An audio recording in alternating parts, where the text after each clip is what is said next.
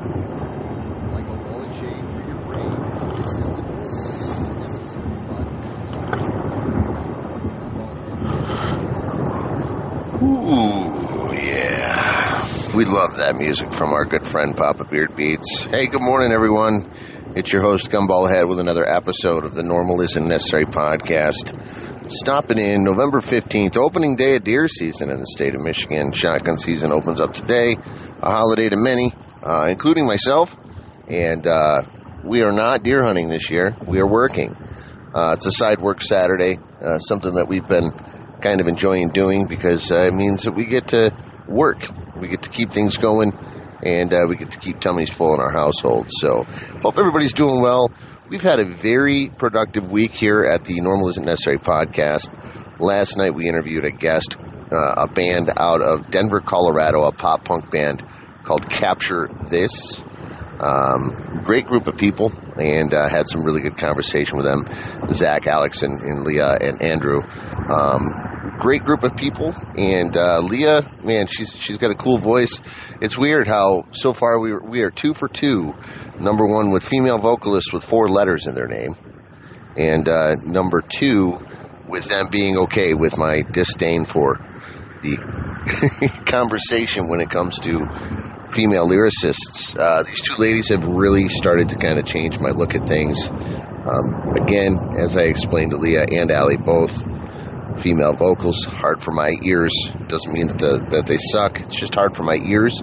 But these are 2 bands that I could listen to continuously over and over and over again and be okay with it. It's funny. Someone had mentioned to me the other day, they said, female vocals hurt your ears, but you like Rush. And Rush, lead singer Geddy Lee, has a very feminine voice, a very high-pitched voice, but I think that it's just a difference in octave. I don't know. I can't 100% explain it. It has something to do with the timbre. And it's nothing personal. It's just, it's hard. It's hard for my ears sometimes. So I think that a lot of it has to do with the tinnitus and the overuse of my ear holes in the past as a human being. So take a listen to that when that drops out. I think we're dropping that one. If I'm not mistaken, it's the week of Thanksgiving. We'll be dropping that Monday morning, 8 a.m. Stay tuned. Capture This. We also interviewed Thursday night the band Have Fun out of Worcester, Massachusetts. Another poppy band. And we sat for well over an hour with the singer and the songwriter, Chris. Just had some really good conversation. So continuing on going with the band feeling and keeping up with the Kardashians as far as music goes. Different genres, different conversations, and different outlooks at life. This kind of turned into a literal band interview. We promoted the band on both of these podcasts. Didn't really talk a whole lot about recovery, but we did talk about community. We talked about the love of music. We talked about the connections that are made in those communities. So take a listen to those when those drop. Also, we have some other stuff coming up. Jared Adams from the band Saving Abel is going to be doing an interview with us, and we got a couple more people in the pocket that we're going to be working with. Side work Saturday, like I said, we're on our way to do a few jobs today. Busy day lined up, and shouldn't take us too late into the evening, but we definitely have a handful of work to do today. And we were busy yesterday running around doing quotes, so we're going to make things happen today, and we're doing everything that we can to make everything shine. So met some amazing people over the last couple of days, got to promote our podcast a little bit. If you guys are interested in being a guest on our show, as long as you have something of interest, it could be the fact that you paint pictures with your toes, or that you can lip sync all the lyrics to the Bohemian Rhapsody song, or maybe even do sign language. That would be super cool too. If you guys got interest in our show, please reach out to us. Normal Isn't Necessary podcast@gmail.com. That's Normal Isn't Necessary podcast@gmail.com. Reach out. Our social media manager will get back in touch with you. Still open interviews for everyone as of right now. So if you're reaching out, we'll be more than happy to reach back out to you and interview you. I don't think that there are any interviews right now of people that have reached out and that we have not responded to. We do have some out there that we've reached out to and they have not responded. So if we're in your email list, please take a look, at least respond. Hey, we're not interested. Hey, we could do it on Tuesday at 4 o'clock, and then we'll have to reschedule it because that won't work for us in our timeline. Just try to help us out here, guys. Let's get some more interviews done before the end of the year. I think we're up to 37 or 38 episodes for the year, and every single one of them have been remarkable in one way or another. We like doing this. We like to continue on the promotion of our friends and our followers. So keep that alive. Monumental week for me this week. Just a little transparency. I resigned my position as a service tech at the company I was working for. I accepted a position elsewhere, and there's going to be more to that here coming up. Just stay tuned. We'll talk about it a little bit more in the future. But as of right now, as of today, we're in that transition. And no, it wasn't a bad thing. I didn't leave because anybody made me mad. I didn't quit, and just, blow up.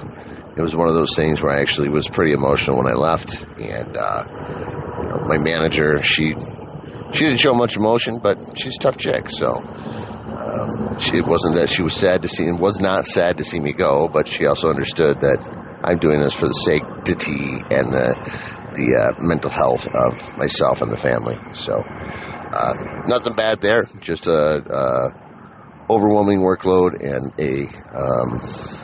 some personal feelings there. So nothing negative to the company that I work for, and I'm not saying this to stay in good character or anything like that. Just it was time. It was time to move on, time to spread our wings, and time to make a little bit more money. So that was the goal.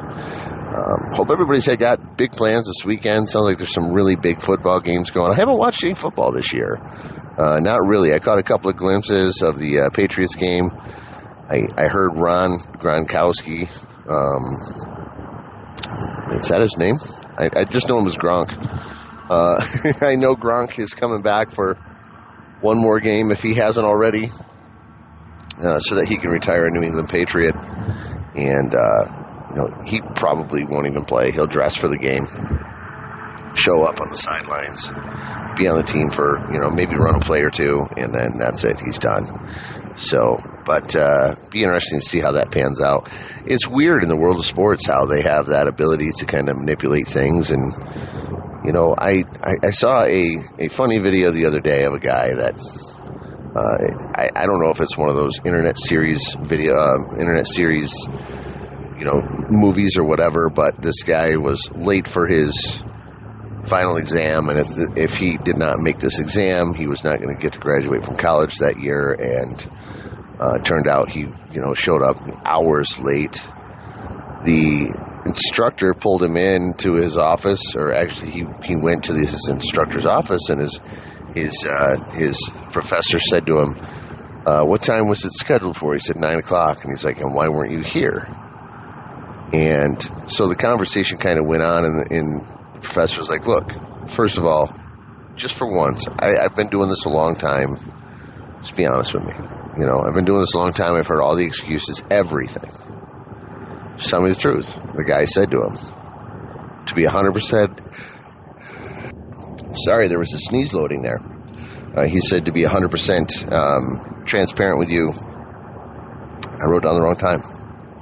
So that you don't get any more honest than that. If you make a mistake, you owned up to it.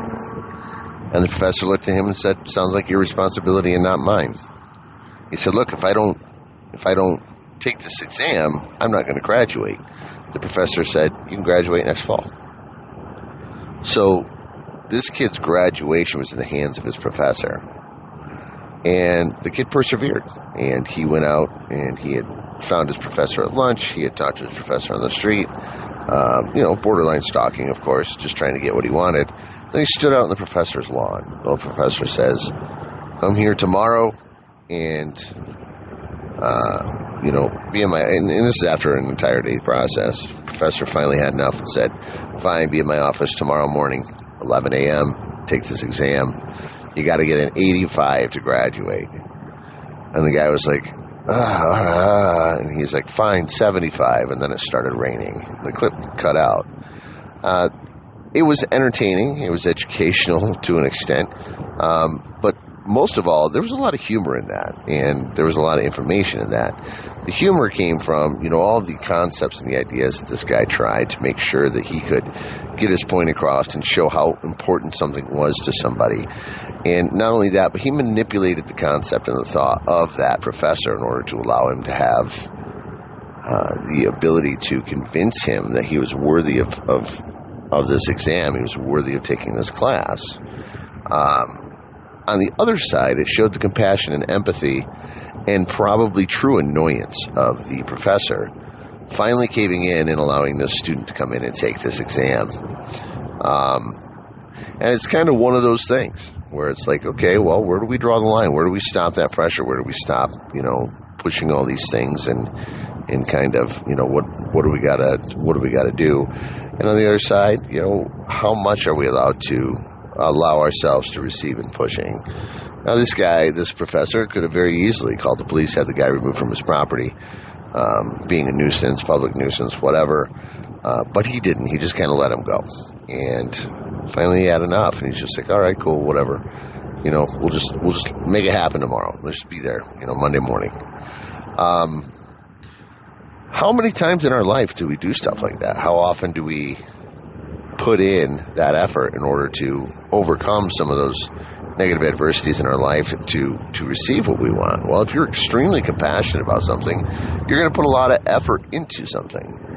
If you're not, things might change a little bit. Things might not be to that avail as a result of the lack of interest, for a better word, of other people.